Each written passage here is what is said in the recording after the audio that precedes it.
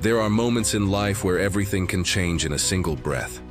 1 second, you're standing in sunlight, confident, alive. The next, you're surrounded by shadows that move with teeth and hunger. Patricia Wyman entered a forest enclosure on April 18, 1996, believing she understood the animals inside.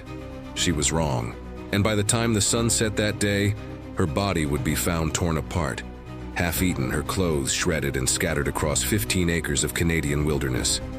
5 wolves, 1 woman, no witnesses, and a mystery that still haunts those who tried to understand what went wrong. This is not a story about villains.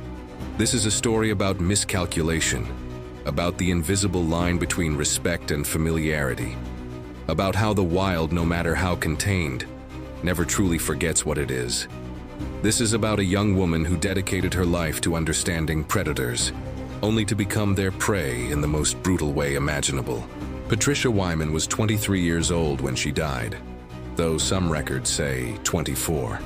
Young, brilliant, full of that quiet fire that burns in people who choose to work with animals instead of against them. She wasn't some reckless thrill-seeker chasing adrenaline or social media fame. She was a trained wildlife biologist. She had studied animal behavior, ecology, conservation science. She understood predator psychology, or at least she thought she did. She had spent years preparing for a career that most people couldn't stomach, a career that required courage, knowledge, and an almost spiritual connection to the natural world. She grew up fascinated by the wild. As a child, she would spend hours watching nature documentaries, reading books about wolves, grizzlies, cougars, eagles. The creatures that most people feared were the ones that captivated her imagination. She wasn't afraid of them. She respected them. That respect is what led her to university, to late nights studying pack dynamics and territorial behavior, to fieldwork in remote locations where most people wouldn't dare to go. She wasn't naive. She knew wolves were dangerous. But she also believed that with the right knowledge, the right approach, the right respect, humans and predators could coexist. She believed in understanding, not domination. She believed in education, not elimination. By the time she graduated, Patricia had already worked with several wildlife organizations across North America. She had assisted in wolf tracking programs in Minnesota and Montana, helped rehabilitate injured animals at sanctuaries, educated the public about the importance of apex predators in maintaining healthy ecosystems. She was good at her job, more than good. She was passionate, dedicated, careful. Her colleagues described her as thoughtful, meticulous, someone who never rushed into anything without preparation. She wasn't the type to take unnecessary risks. She was the type to study every angle, every variable, every possible outcome before making a move. Friends remembered her as someone who could talk for hours about wolf behavior, about how packs communicated, how they raised their young, how they selected prey. She would light up when discussing conservation efforts, when talking about reintroduction programs that were bringing wolves back to their historic ranges. For Patricia, wolves weren't just animals. They were symbols, symbols of wilderness, of balance, of nature's perfect design. She saw beauty where others saw danger. She saw complexity where others saw simplicity. In early April of 1996, Patricia was offered a position at the Halliburton Forest Wildlife Reserve in Ontario, Canada. It was a dream job, the kind of opportunity she had been working toward for years. The reserve was a sprawling 100,000-acre wilderness area, home to beavers, moose, deer, black bears, and most notably, a wolf center. The Wolf Center was an educational exhibit designed to teach visitors about North American gray wolves, to dispel myths, to show people that wolves weren't the monsters of fairy tales, but vital components of healthy ecosystems. The center featured a 15-acre forested enclosure where 5 adult wolves lived. These weren't wild wolves captured from the mountains or forests. They had been born in captivity, raised behind fences. But they also weren't pets. They hadn't been socialized with humans. They hadn't been hand-fed as pups, hadn't been cuddled or trained to accept human touch. They existed in a strange middle ground, neither fully wild nor fully tame. dangerous in ways that even experts struggled to predict. They had the instincts of wild wolves but lacked the natural fear of humans that keeps wild populations at a safe distance. Patricia accepted the job immediately. She packed her belongings, said goodbye to friends and family, and made the journey to Halliburton. She was excited, energized, ready to make a difference. She started on April 14, 1996. 4 days later, she was dead. The wolves of Halliburton weren't monsters. They weren't rabid. They weren't diseased. They were just wolves. North American gray wolves, to be precise.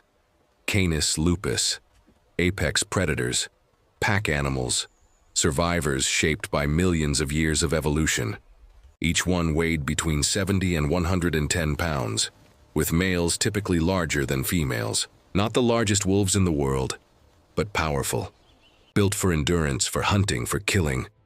Their bodies were perfect machines designed for survival in harsh climates and unforgiving landscapes. Their jaws could exert over 1,500 pounds of pressure per square inch. Enough to crush the femur of a moose. Enough to tear through muscle and sinew like tissue paper.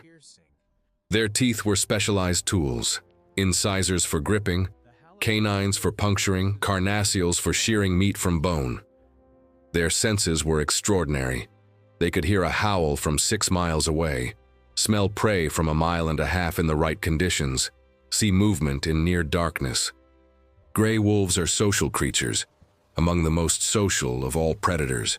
They live in packs with strict hierarchies, complex relationships, sophisticated communication systems. There's typically an alpha pair at the top, the breeding couple that leads the pack. Then subordinates, mid-ranking wolves that help with hunting and raising pups. Sometimes omega wolves at the bottom, the ones that bear the brunt of aggression from higher-ranking individuals. They communicate through body language, vocalizations, scent marking. A raised tail signals dominance. Flattened ears signal submission. A howl can mean many things. Territory claim, pack rally, mourning, celebration.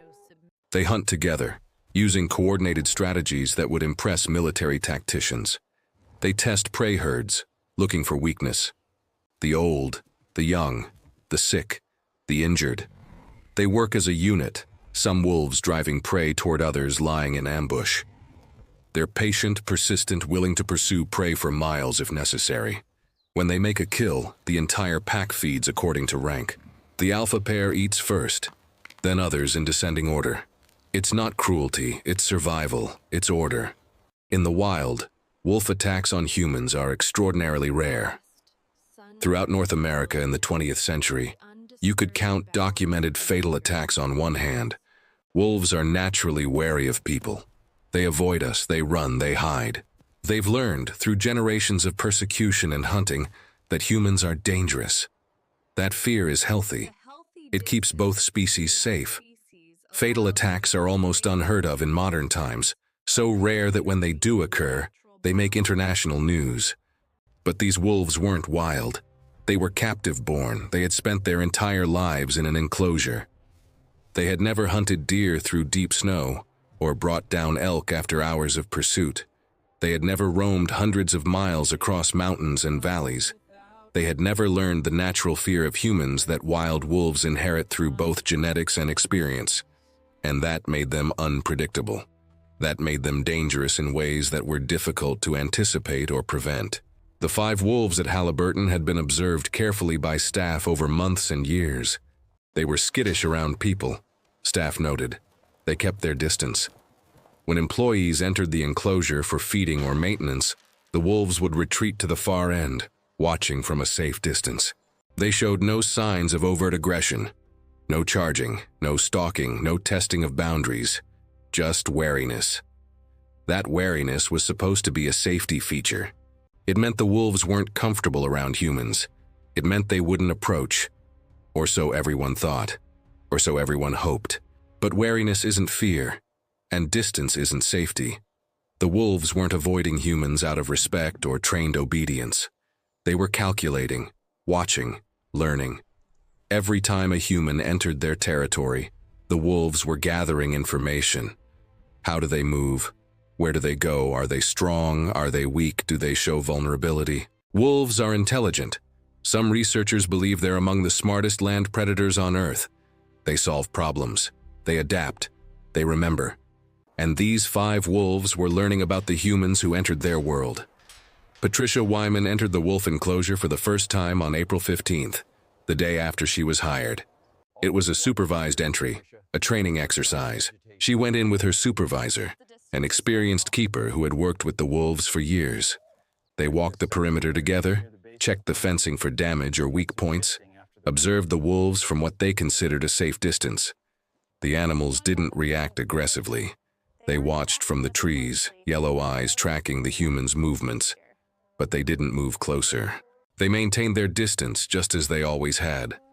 Patricia's supervisor explained the protocols carefully. These weren't suggestions. They were rules written in the blood of people who had learned hard lessons about working with predators. Never turn your back on the wolves. Never show fear or hesitation. Never run, because running triggers chase instinct. Maintain eye contact if approached. Move slowly, deliberately, confidently. Appear large, appear strong. The wolves will keep their distance. They always do. They always have.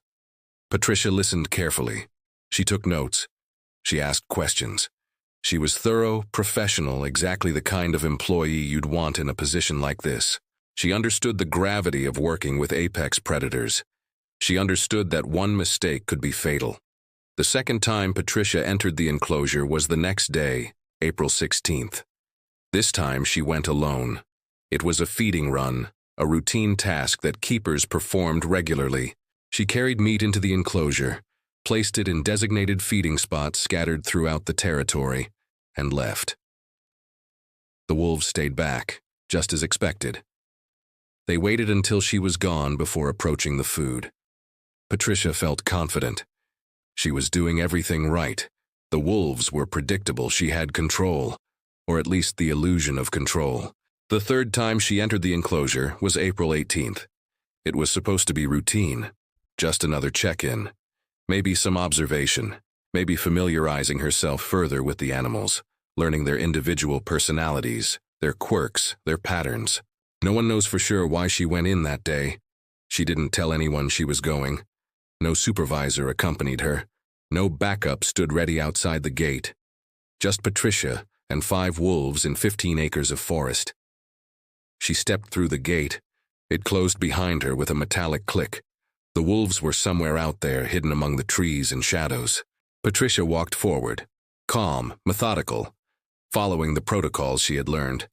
She had done this before, twice. No problems, no incidents, no signs of aggression or territorial behavior. This was just another day in what she hoped would be a long, fulfilling career. But something was different that day. Maybe the wolves sensed something in her movements, some subtle shift in body language or confidence. Maybe Patricia moved differently, more relaxed, less vigilant. Maybe she let her guard down for just a moment. Maybe she tripped, stumbled over a root or a branch hidden in the undergrowth. Maybe she went down just for a second, and in that second everything changed. Wolves are opportunistic hunters. They're efficient. They don't take unnecessary risks. They don't attack unless they see vulnerability, unless the cost-benefit analysis tilts in their favor. A healthy adult human, standing upright, confident, projecting strength, is not prey. Humans are dangerous, unpredictable, armed with tools and intelligence. But a human on the ground, that's different. That's a signal. That's weakness. That's opportunity. If Patricia fell, even for a moment, the wolves would have seen it. Their eyes, evolved to detect the slightest movement, the smallest sign of vulnerability in prey animals, would have registered it instantly, and once they saw it, instinct would have taken over. Millions of years of evolution compressed into a split-second decision. One wolf moves, then another, then the pack. It happens fast, faster than thought, faster than reaction, faster than fear. The first bite would have come from behind. Wolves attack the hindquarters, the legs, the vulnerable spots. They try to hamstring prey, to bring them down, to eliminate escape. Patricia would have felt teeth sink into her thigh, her calf. Pain. Sharp, searing, unimaginable pain. She would have screamed. The sound would have echoed through the forest, through the trees, but no one was close enough to hear. She would have tried to stand, to fight, to run. Every survival instinct in her body would have fired at once. But 5 wolves don't give you time to recover. They don't attack and retreat. They swarm. They overwhelm. They coordinate without words, without signals. Just pure pack instinct honed over millennia of hunting prey much larger and stronger than a single human. One wolf grabs an arm, teeth clamping down, crushing muscle. Another goes for the torso, trying to knock her off balance. Another clamps down on the neck, seeking the kill spot, the place where arteries and windpipe meet. Patricia would have been conscious for at least part of it. She would have felt herself being pulled down, felt her clothes ripping, felt the hot breath of the animals, smelled the musk of their fur, felt the weight of their bodies on top of her. She would have known what was happening. She would have known there was no escape. She would have known she was going to die. And then, at some point, the pain would have faded. Shock would have set in. The body's mercy. Blood loss, trauma. The brain shuts down, protecting itself from the horror. And after that, nothing. Just darkness. Just the end. 2 employees found her later that afternoon. They had noticed she hadn't returned from the enclosure. She had been gone too long. They went looking, calling her name. They approached the enclosure cautiously. And then they saw the wolves, all 5 of them, circling something on the ground, growling, feeding. The employees' blood ran cold. They knew immediately. They called 911, hands shaking, voices breaking. Police arrived within minutes. 6 officers. They approached the enclosure cautiously, weapons drawn. The wolves didn't run. They stood their ground, hackles raised, growling, protecting their kill. This was their territory. This was their food. The officers had to use noise, intimidation, maybe even warning shots to drive the wolves back far enough to enter safely.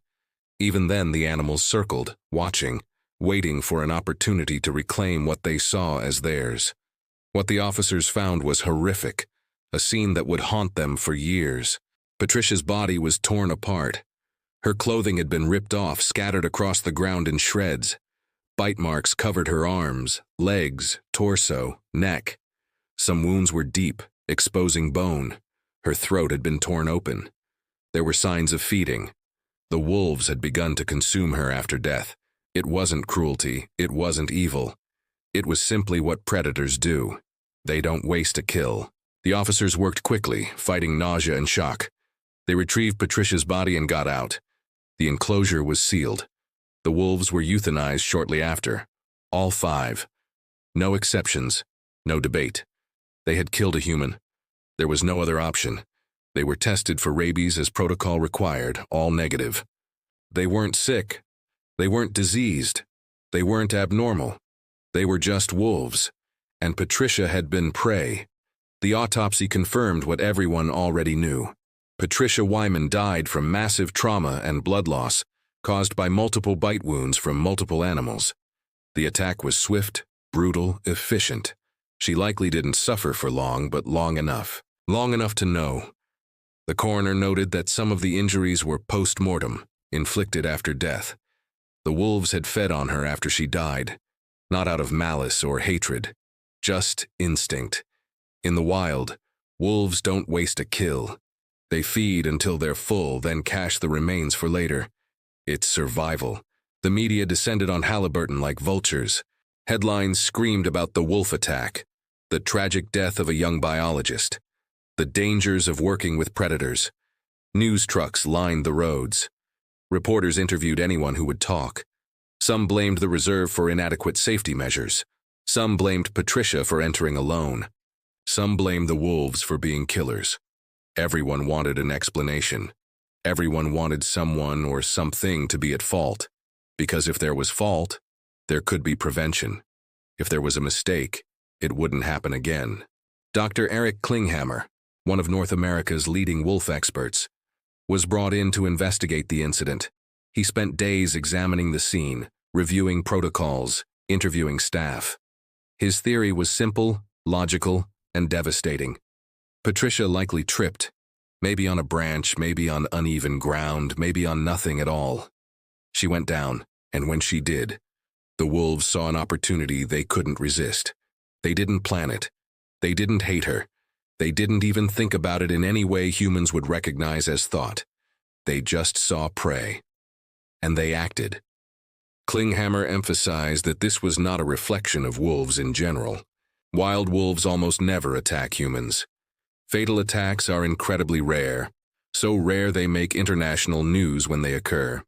But captive wolves, especially those not socialized with people, are different. They lack the natural fear. They lack the learned avoidance. They exist in a gray zone where instinct can override caution, where the wrong signal at the wrong moment can trigger predatory behavior. The public reacted with fear and anger.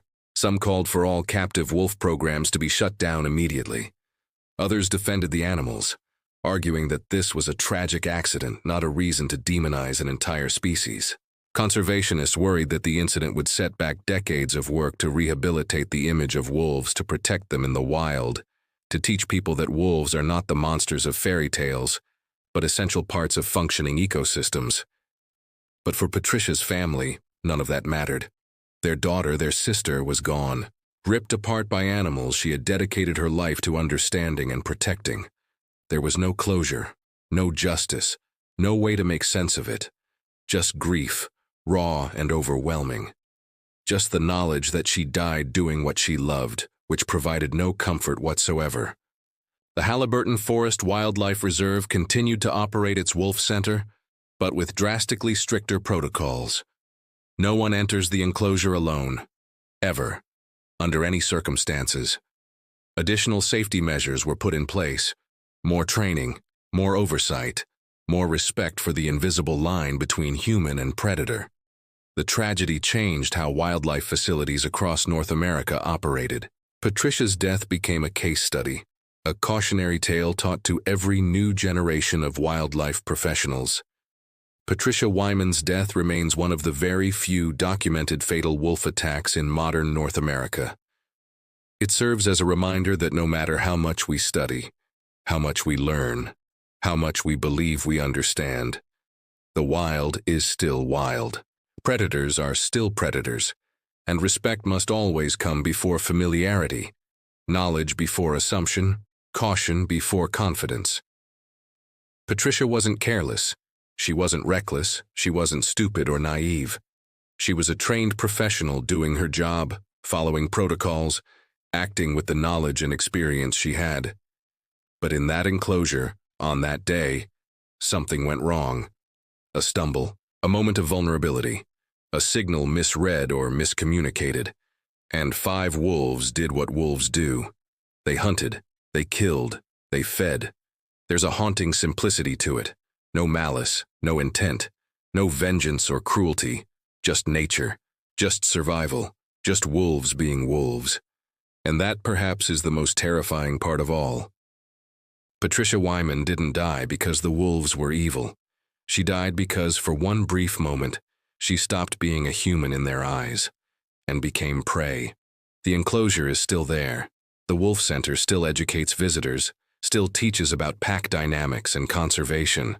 But the 5 wolves that killed Patricia are gone, their lives ended by lethal injection, their bodies tested and disposed of, and the forest where she fell remains, holding a secret that only the trees and the earth will ever fully know. Some say you can still feel it if you stand at the edge of that enclosure. A coldness, a stillness, the memory of a young woman who loved wolves, who dedicated her life to their protection, and paid the ultimate price for believing she could walk among them safely. 4 days. That's all it took. 4 days from her first shift to her last breath. 4 days from hope to horror, from dream job to nightmare. 4 days that ended a life, shattered a family, and reminded the world that no matter how much we think we've tamed the wild, it will always, always remain beyond our complete control. Patricia Wyman was 23 years old, a biologist, a dreamer, a woman who believed in coexistence in education, in bridging the gap between human and animal. And on April 18, 1996, in a forest in Ontario, Canada, the wolves she respected stopped seeing her as a keeper, as a protector, as a friend.